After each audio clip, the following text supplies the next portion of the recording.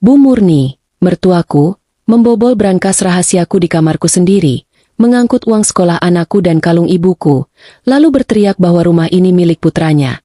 Ketika kulihat surat tua di lantai lemari dan wajahnya mendadak pucat, aku tahu malam itu dia yang akan diusir oleh rahasianya sendiri. Sebelum mulai, tulis di kolom komentar dari kota atau negara mana kalian saat ini menonton.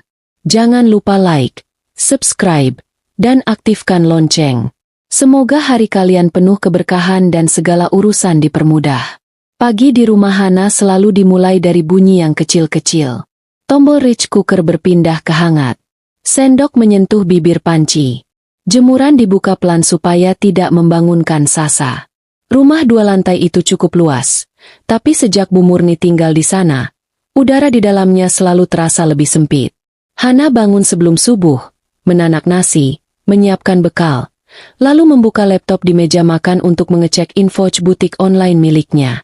Setelah itu ia masuk ke kamar anaknya, membantu menyisir rambut, melipat seragam, dan mengecek lagi daftar pengeluaran di ponsel. Di rumah itu, semuanya jalan karena kebiasaan yang dijaga, bukan karena suara yang paling keras. Sasa baru 9 tahun, tapi sudah hafal cara membaca wajah ibunya. Kalau Hana tersenyum penuh, anak itu akan cerewet sepanjang pagi. Kalau Hana hanya menjawab pendek, Sasa akan bicara lebih pelan. Pagi itu, Sasa duduk di kursi sambil mengelus brosur sekolah baru yang sudutnya sudah lecek. Uang daftar ulangnya jadi dibayar minggu depan, ya? Hana yang sedang menuang telur ke wajan menoleh.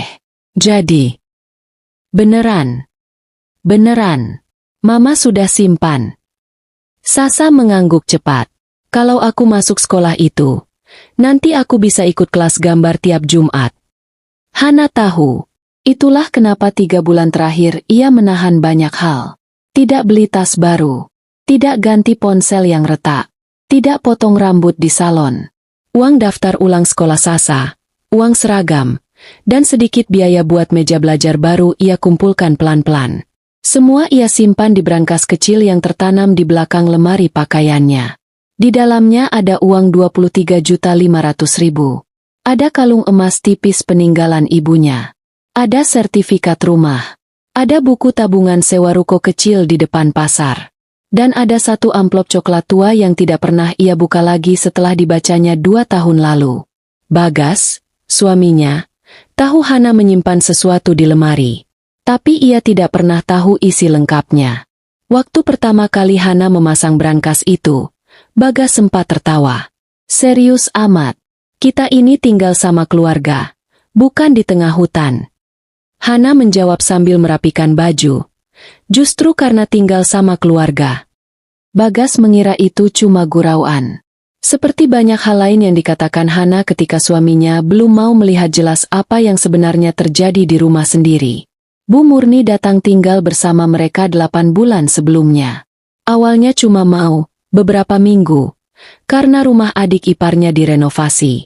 Tapi tasnya bertambah, sandalnya memenuhi rak, dan suaranya pindah ke semua sudut rumah. Garamnya kebanyakan. Sasa jangan dibiasakan pilih-pilih lauk. Bagas itu kalau berangkat kerja harus sarapannya lebih lengkap.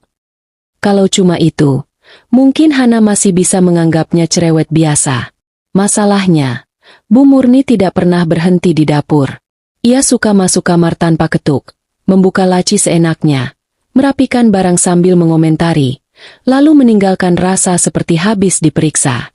2 minggu setelah pindah, ia pernah berdiri di depan lemari Hana sambil menatap satu pintu yang terkunci sebagian. Yang ini kenapa dikunci? Ada dokumen, Bu. Bu Murni tertawa kecil. Sama keluarga sendiri kok dikunci. Memangnya ada emas segudang? Ada barang penting. Bu Murni menarik napas panjang. Perempuan kalau terlalu pegang barang sendiri-sendiri, rumah jadi seperti kos-kosan. Bagas yang mendengar dari kamar mandi keluar sambil mengusap rambut basah. Sudahlah, Hana memang rapi orangnya. Bukan membela, hanya meredakan, hanya membiarkan. Dan orang yang terbiasa dibiarkan sering tumbuh makin berani. Siang hari, setelah Bagas berangkat ke kantor, rumah itu berubah bentuk. Suara televisi Bu Murni lebih keras. Tamu-tamunya lebih sering datang tanpa kabar. Tika, adik Bagas, yang sudah menikah tapi suka pulang ke rumah ibunya, juga makin sering mampir membawa anak, sepatu berlumpur, dan cerita butuh uang. Beberapa kali Hana melihat Bu Murni mengambil uang belanja dari laci dapur lalu berkata, "Buat beli popok ponakanmu dulu. Nanti mama ganti." Uang itu hampir tak pernah kembali utuh. Kadang tidak kembali sama sekali. Sejak itu Hana berhenti menyimpan uang di tempat biasa. Semua yang penting masuk ke brankas. Sore itu, setelah Sasa berangkat les gambar, Hana duduk di meja makan sambil mencocokkan daftar pembayaran sekolah. Jatuh tempo tinggal 3 hari. Ia sudah tenang karena uangnya aman. Tinggal besok pagi ia transfer. Lalu Bu Murni datang, duduk di depannya, dan meletakkan secangkir teh sedikit lebih keras dari perlu. "Tika tadi telepon." "Kenapa, Bu?" "Anaknya butuh deposit masuk Daicar. Suaminya belum gajian. Kalau kamu ada uang lebih, pinjami dulu 5 juta. Jari Hana berhenti di atas angka. "Saya lagi ada kebutuhan besar minggu ini. 5 juta saja. Lagi nggak bisa." Bu Murni menyandarkan tubuh. Kebutuhan apa yang lebih penting dari keluarga sendiri? Uang daftar ulang sekolah Sasa. Bu Murni tertawa kecil. Sekolah mahal terus. Anak segitu kecilnya juga belum tentu ngerti bedanya. Hana mengangkat mata. "Saya yang ngerti." Bu Murni mencondongkan badan. "Tapi jangan lupa, rumah ini juga bukan jalan sendiri. Listrik nyala, air jalan. Ada yang ikut jaga anakmu kalau kamu sibuk. Semua itu ada hitungannya." Hana menutup buku kecil di depannya. "Saya nggak lupa." Suara kunci pagar terdengar. Sasa pulang lebih cepat karena les batal. Anak itu masuk sambil membawa map gambar. "Ma, Bu Guru bilang aku boleh ikut lomba gambar bulan depan kalau sudah daftar sekolah baru." Bu Murni langsung memotong sambil tersenyum tipis. Iya, daftar sekolah baru, lomba gambar. Nanti minta meja baru lagi. Hidupmu lengkap ya." Sasa berhenti. Tangannya yang memegang map turun perlahan. "Nggak apa-apa, Nek," katanya pelan. "Aku cuma cerita." "Nenek juga cuma ngomong," jawab Bu Murni. Kalimat-kalimat kecil seperti itu yang paling membuat Hana lelah. Bukan satu hinaan besar yang jelas, tapi tusukan kecil berkali-kali sampai anak di rumah belajar mengecilkan keinginannya sendiri. Malamnya, saat Bagas pulang, Bu Murni sudah lebih dulu bercerita. "Anakmu mau masuk sekolah mahal. Ibunya juga pelit setengah mati. Tika pinjam 5 juta saja nggak dikasih." Bagas langsung menatap Hana. "Benar. Aku sudah bilang, uangnya buat daftar ulang Sasa. Pinjam dulu juga kenapa? Karena kalau aku keluarkan sekarang, kursinya bisa diambil orang." Bagas mendecak. "Tika itu adikku, bukan orang luar." Hana menatapnya. "Sasa juga anakmu, bukan orang luar." Ada jeda pendek. Lalu Bagas bersandar dan berkata seperti biasa. "Ya sudah, jangan dibesarkan." Kalimat itu selalu berarti hal yang sama. Kebutuhan rumah tangganya diminta mengecil supaya orang lain tetap nyaman. Keesokan harinya, saat menjemur baju, Hana melihat Bagas berdiri di kamar mereka bersama Bu Murni. Pintu terbuka setengah. Bu Murni menunjuk ke arah lemari pakaian Hana. Bagas tertawa kecil. "Mana mungkin bisa dibuka kalau nggak tahu kode." Begitu sadar Hana berdiri di pintu balkon, keduanya langsung berhenti. "Ngapain?" Bagas mengangkat tangan. "Mama cuma tanya brankas itu taruh di mana.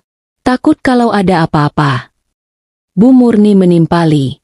"Iya, rumah sekarang makin banyak maling. Kalau cuma kamu yang tahu, nanti repot kalau mendadak." Hana berdiri dekat lemari. "Nggak akan repot." Bu Murni menatap menantunya lama. "Kamu ini kalau sama saya seperti orang asing." Hana tidak menjawab. Malam itu ia membuka brankas lagi. Uangnya masih utuh. Kalung ibunya masih di tempat. Sertifikat rumah masih terselip di map biru. Dan amplop coklat tua itu tetap di sudut bawah. Di luar amplop tertulis tulisan tangan almarhum Pak Yusuf. Ayah Bagas, untuk Hana. Buka kalau Bu Murni sudah benar-benar melewati batas. Hana pernah membacanya 7 hari setelah Pak Yusuf meninggal. Sejak itu ia tahu kenapa orang tua itu, yang selama hidupnya tampak diam-diam memindahkan banyak hal atas nama Hana. Rumah ini salah satunya. Tapi sampai malam itu, surat itu belum pernah ia gunakan. Ia masih berharap tidak perlu. Harapan itu hancur 2 hari kemudian. Pagi itu Bagas berangkat lebih cepat. Sasa juga pergi sekolah sambil memeluk map pendaftaran yang akan diisi Hana siang nanti. Bu Murni justru terlihat terlalu manis. Bahkan ia sempat menyuruh Hana duduk dan sarapan sampai habis. Jam 11 lewat, Hana pulang dari minimarket membawa map plastik, fotokopi akta kelahiran, dan susu UHT untuk Sasa. Begitu membuka pintu, yang pertama terdengar bukan televisi, melainkan bunyi logam keras dipukul. Kak. Suara itu datang dari lantai atas. Dari kamar mereka. Hana menaiki tangga 2 anak tangga sekaligus. Semakin dekat, bunyinya makin jelas. Saat pintu kamar didorong, udara di paru-parunya berhenti di tengah. Lemari pakaiannya terbuka lebar. Isi laci berserakan di lantai. Baju-baju dilempar ke atas kasur. Bu Murni berdiri di depan lemari dengan obeng besar dan palu kecil. Pintu brankas terbuka setengah. Engselnya bengkok. Tika jongkok sambil mengangkat ikatan uang. Kalung emas ibunya ada di atas meja rias. Map biru terbuka. Kertas-kertas berserakan.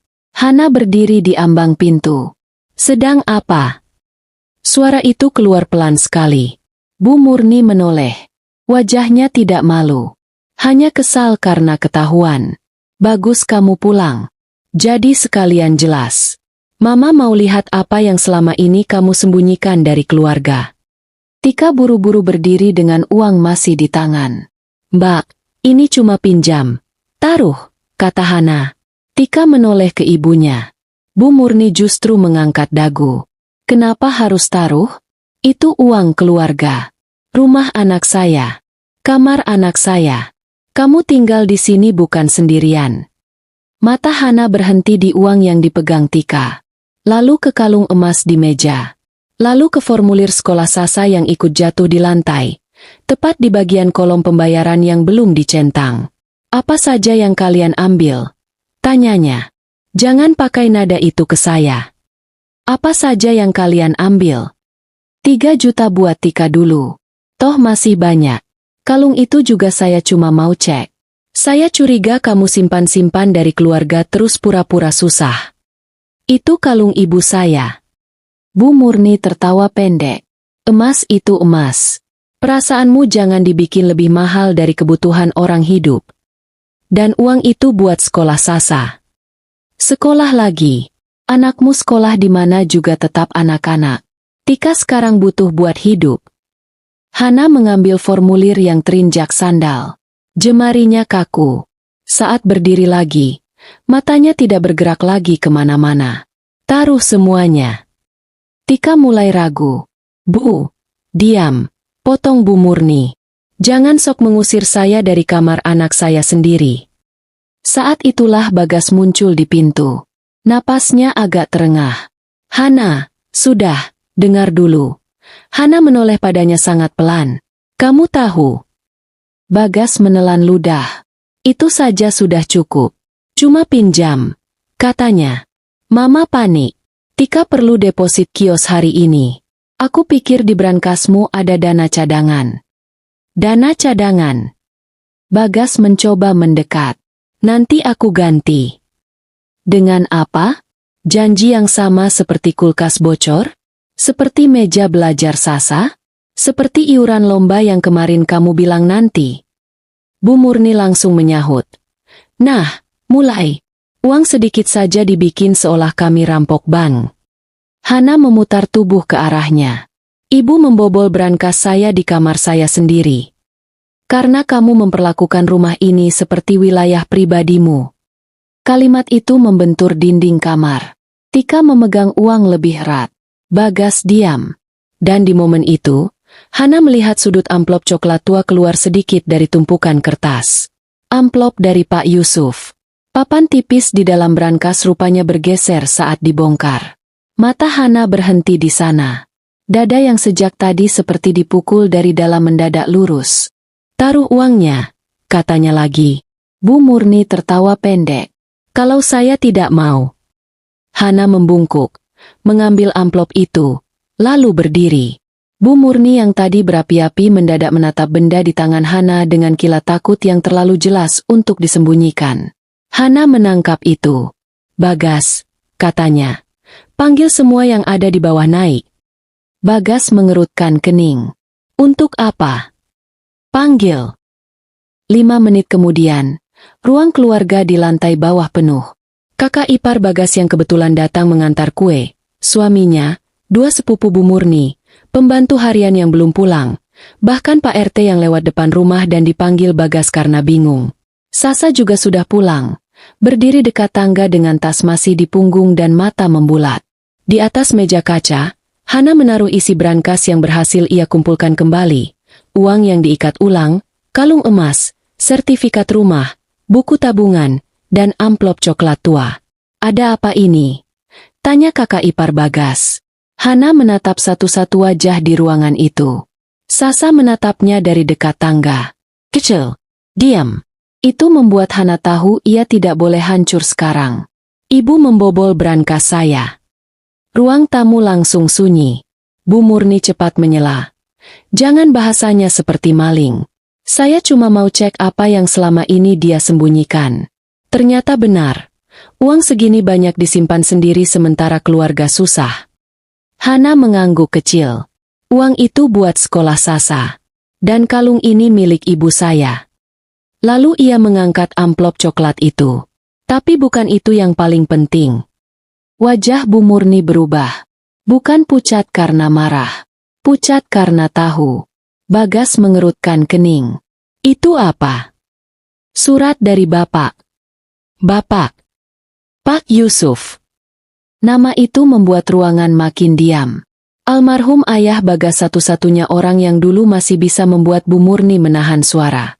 Hana membuka amplop itu. Di dalamnya ada surat tulis tangan, salinan akta hibah, dan bukti transfer lama yang pinggirnya sudah menguning. Bu Murni melangkah cepat. "Nggak usah dibaca." Hana mengangkat mata. "Kenapa?" Bu Murni tidak menjawab. Hana mulai membaca. "Saya, Yusuf Pranata, menulis ini dalam keadaan sadar. Kalau surat ini dibuka, berarti Bu Murni sudah menyentuh sesuatu yang saya minta dijaga oleh Hana." Kalimat pertama saja sudah membuat tangan Bu Murni yang semula kaku turun perlahan. Hana membaca terus. Pak Yusuf menulis semuanya jelas. 5 tahun sebelum ia meninggal, Bu Murni diam-diam menjual rumah warisan keluarga di kampung untuk menutup utang arisan bodong dan pinjaman atas nama orang lain. Bagas tidak pernah tahu jumlah utangnya yang sebenarnya. Pak Yusuf bahkan terpaksa menjual mobil tuanya dan meminta bantuan Hana, yang saat itu masih tunangan Bagas, untuk menutup kekurangan agar debt collector tidak datang ke rumah. Lalu surat itu menjelaskan kenapa rumah yang sekarang mereka tempati dihibahkan atas nama Hana 6 bulan setelah menikah. Bukan karena sayang yang aneh. Bukan karena membeda-bedakan anak. Tapi karena Pak Yusuf tahu, kalau rumah itu atas nama Bagas atau Bu Murni, tidak akan lama sebelum rumah itu dipakai lagi menutup kepanikan sesaat. Kalau suatu hari Bu Murni menuntut rumah ini sebagai haknya, baca Hana, atau mengambil sesuatu dari kamar Hana dengan alasan keluarga, maka yang benar harus dibuka. Rumah ini aman karena disimpan atas nama orang yang tahu cara menjaga, bukan atas nama orang yang selalu merasa berhak. Tika menutup mulut. Kakak ipar Bagas duduk sangat pelan. Pak RT berdiri kaku dekat rak TV. Dan Bagas, wajahnya seperti orang yang baru disiram air dingin. "Ma." Suaranya serak. "Ini benar." Bu Murni langsung meledak. Tapi suaranya pecah. "Bapakmu itu suka membesar-besarkan. Semua orang juga pernah pinjam." "Pinjam?" tanya Hana, kini menatap langsung. "Rumah warisan dijual. Utang ditutup pakai uang orang. lalu rumah yang ditempati sekarang dibilang rumah anak ibu. Itu pinjam. Kamu diam. Hana tidak bergerak. Tidak lagi. Ia meletakkan surat itu dan mengangkat salinan akta hibah. Ini rumah atas nama saya. Sejak 2 tahun lalu. Bukan numpang. Bukan titipan. Dan Bapak menyerahkannya ke saya justru supaya rumah ini tidak lagi dibobol oleh orang yang merasa semua miliknya. Kalimat itu jatuh tepat di depan Bu Murni. Di ruang tamu yang selama berbulan-bulan dipakai perempuan itu untuk mengatur semua orang seolah ia tuan rumah. Bagas mengambil akta itu dengan tangan tak stabil. Matanya membaca cepat. Semakin lama, wajahnya makin kosong. Kamu tahu? Tanyanya pada Hana. Hana mengangguk. Bapak kasih surat ini seminggu sebelum beliau meninggal. Kenapa kamu diam? Karena saya masih ingin rumah ini tenang.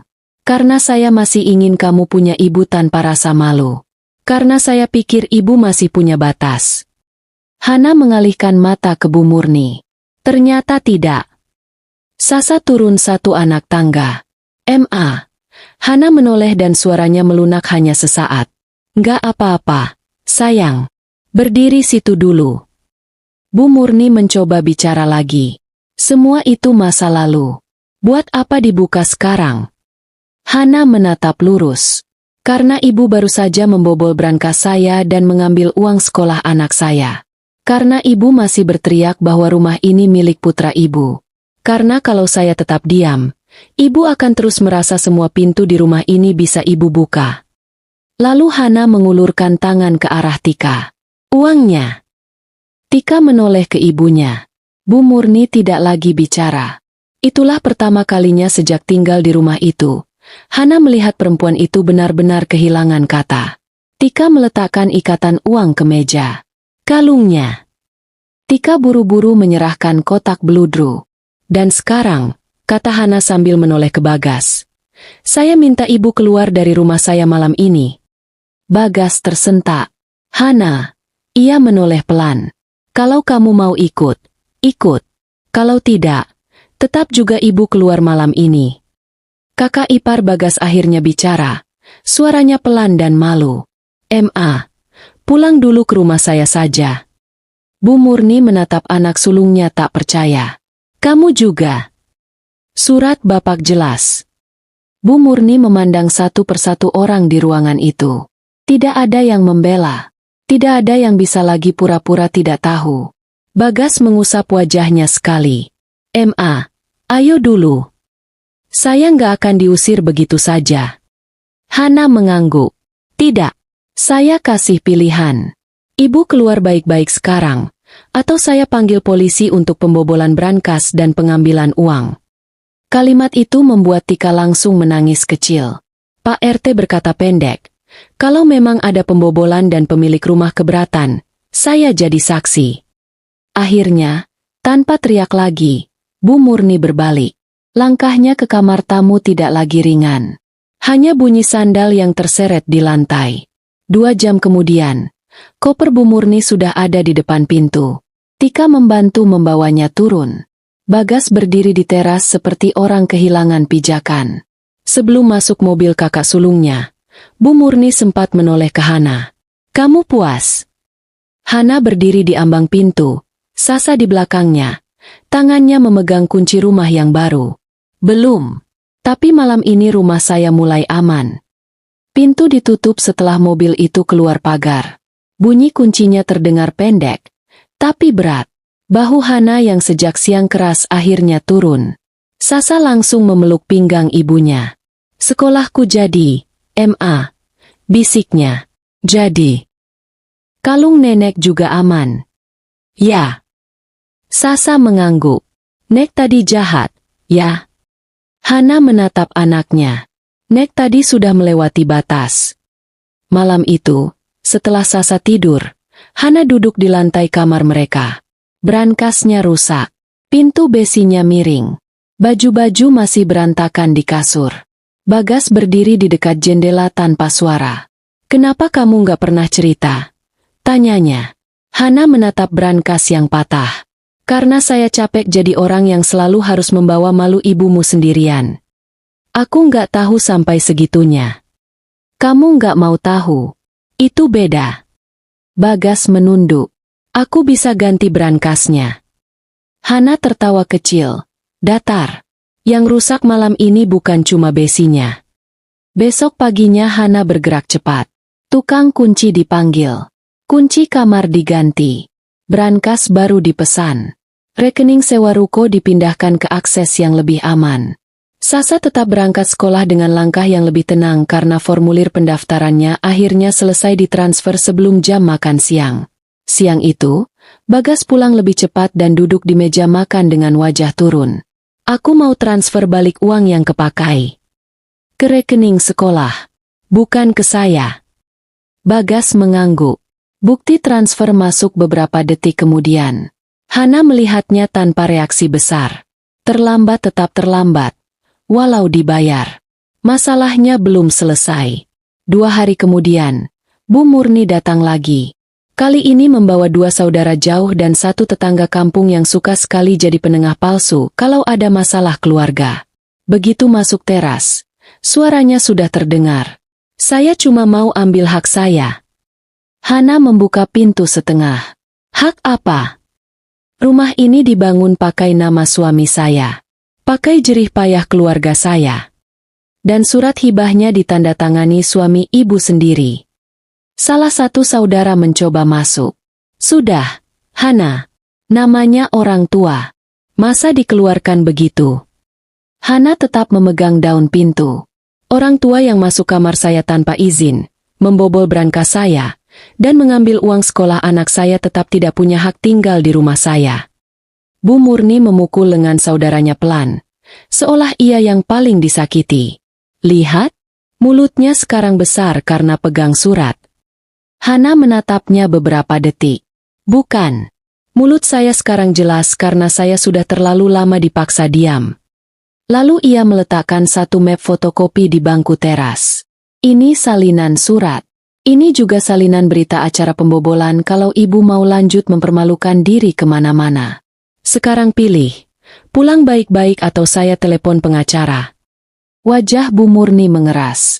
Tapi mata orang-orang yang dibawanya sudah berubah. Tidak lagi semangat membela. Lebih banyak ingin cepat pulang. Akhirnya, untuk kedua kalinya, Bu Murni pergi tanpa kemenangan. Seminggu sesudahnya, Sasa resmi diterima di sekolah barunya. Pagi pertama masuk, anak itu berdiri di depan cermin dengan seragam baru, kaos kaki putih, dan sepatu hitam yang masih kaku. Hana jongkok mengikat talinya. "Ma, kalau aku pulang sekolah nanti, kita beli stiker nama buat meja belajarku, ya?" "Iya." "Yang gambar bintang." "Boleh." Sasa tersenyum. Benar-benar tersenyum kali ini. Bunyi sepatu barunya terdengar tok-tok kecil di lantai.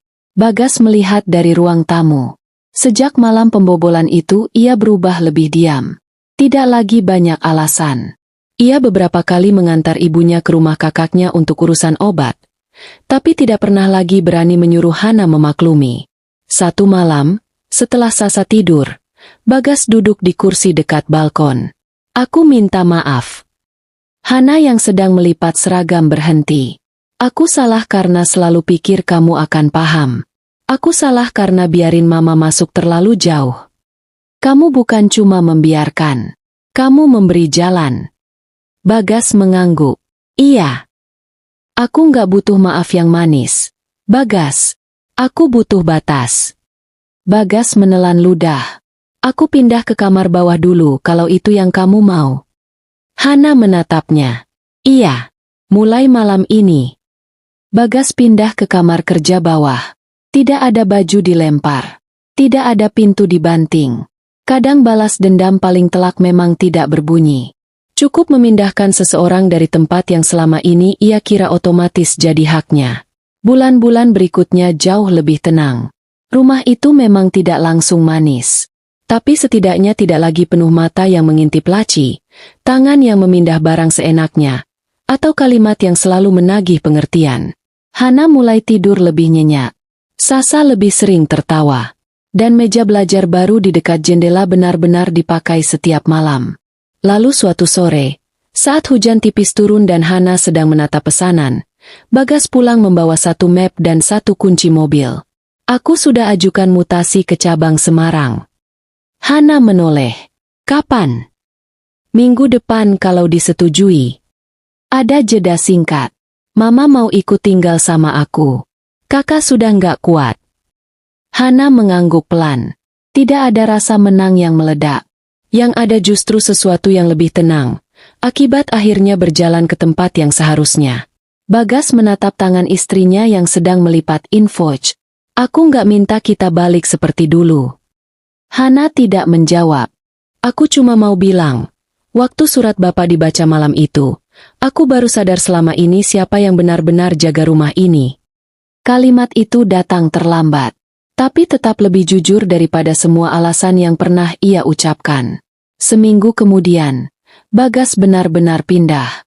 Tidak banyak barang yang dibawa. 2 koper, laptop kerja, dan 1 kotak buku.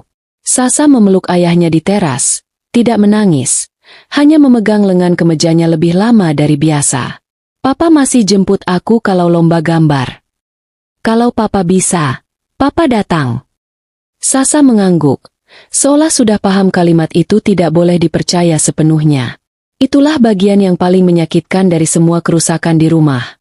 Anak kecil belajar menyaring janji terlalu cepat. Setelah mobil Bagas keluar, rumah itu mendadak sangat sunyi. Hana berdiri di teras dengan kunci rumah di tangan. Angin membawa bau tanah basah. Dari dalam, bunyi jam dinding terdengar lebih jelas. Sasa menarik ujung baju ibunya. Ma. HM. Sekarang gak ada yang masuk kamar kita sembarang lagi, ya? Hana menatap anaknya lalu menggeleng pelan. Nggak ada. Sasa tersenyum tipis, benar-benar lega. Lalu berlari masuk sambil membawa kotak stiker bintang. Malamnya, setelah semua lampu bawah dimatikan, Hana duduk di kamar sendiri. Brankas baru sudah terpasang rapi di balik lemari. Di dalamnya ada uang tabungan, kalung ibunya, sertifikat rumah, buku tabungan ruko, dan amplop coklat tua yang kini kembali tertutup. Ia mengusap permukaan amplop itu sebentar, lalu memasukkannya ke kompartemen paling bawah. Di dekat jendela, meja belajar Sasa sudah tertata. Pensil warna berdiri di gelas plastik. Buku-buku sudah diberi label nama. Di kursi kecil ada pita rambut yang tadi dilepas anak itu sebelum tidur. Semua tampak sederhana. Justru itu yang terasa mahal setelah rumah berbulan-bulan dipenuhi orang yang salah. Hana bangkit, memeriksa kunci pintu sekali lagi, lalu mematikan lampu utama.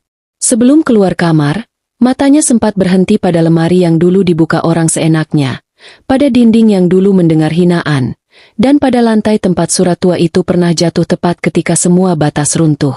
Kini semuanya sudah kembali ke tempatnya. Karena sejak malam Bu Murni membobol brankas itu, rumah ini akhirnya memilih dengan tegas siapa yang boleh tinggal di dalamnya. Dan di rumah Hana, rahasia yang paling menakutkan bukan lagi apa yang disimpan di balik besi, melainkan kenyataan bahwa orang yang paling sering berteriak merasa berhak, ternyata selama ini berdiri di atas kebenaran yang bukan miliknya.